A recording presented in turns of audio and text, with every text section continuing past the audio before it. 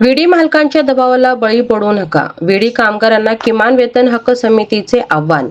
विडी कारखानदार मालक कारखाने बंद करून तेलंगणा स्थलांतर करू अशी धमकी देऊन महिला विडी कामगारांना शासनाने जाहीर केलेल्या किमान वेतनापासून वंचित ठेवण्याचा प्रयत्न करीत आहे.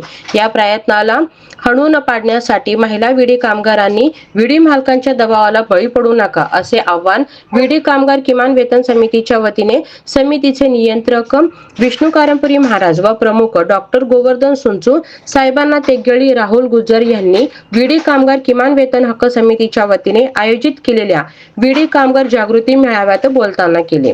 जय महाराष्ट्र.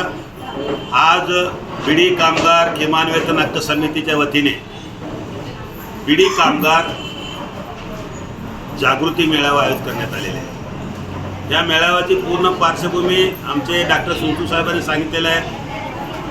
प्रामुख्यानं विडी कामगारांना किमान वेतन मिळवून देण्यासाठी गेल्या 6 महिन्यापासून कामगार मंत्री पुणकर साहेबांकडे वेळोवेळी झालेल्या बैठकीमध्ये विडी कामगार किमान वेतन हक्क समितीच्या वतीने आम्ही प्रखर भूमिका मांडली.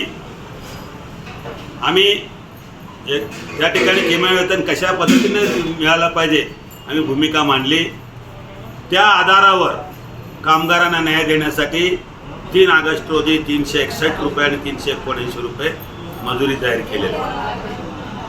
हे किमान वेतन जाहीर करत असताना त्याच्या अगोदर मालक लोकांना सुद्धा त्यांच्या बाजू मांडण्याची त्यांनी कामगार मंत्र्यांनी मुभा दिली. पण ते सर्व ऐकून त्या जो निर्णय दिल्यानंतर या मालक लोकांनी किमान वेतन आम्हाला परवडत नाही हे म्हणणं जरी योग्य असला की आम्ही कारखाने बंद करू किंवा परराज्यात नेऊ असं हे ते नेहमीचं बोंब आहे. ते नेहमीचं रडगाणं आहे त्यांचा. हे धमकी आहे.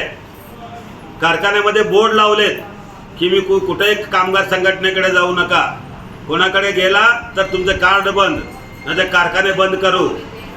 अरे बाबांनो, तुमचे कारखाना असे परिस्थिती आल्यानंतर बाळासाहेब ठाकरेंनी कारखाना चालू केला त्यावेळेला तुम्हाला त्याची सुद्धा जाण नाही आहे आणि परत तेच तुम्ही परत तेच आयडिया वापरता कारखाने बंद करू म्हणून.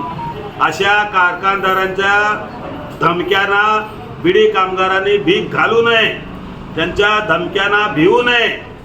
आपल्याला सरकार आहे, सरकारशी लढू, सरकारशी भांडू आणि वेळ पडल्यास आपण कामगार मंत्र्यासमोर किंवा सरकारबरोबर आपण एकमेकाशी त्या ठिकाणी बसून निर्णय घेऊ.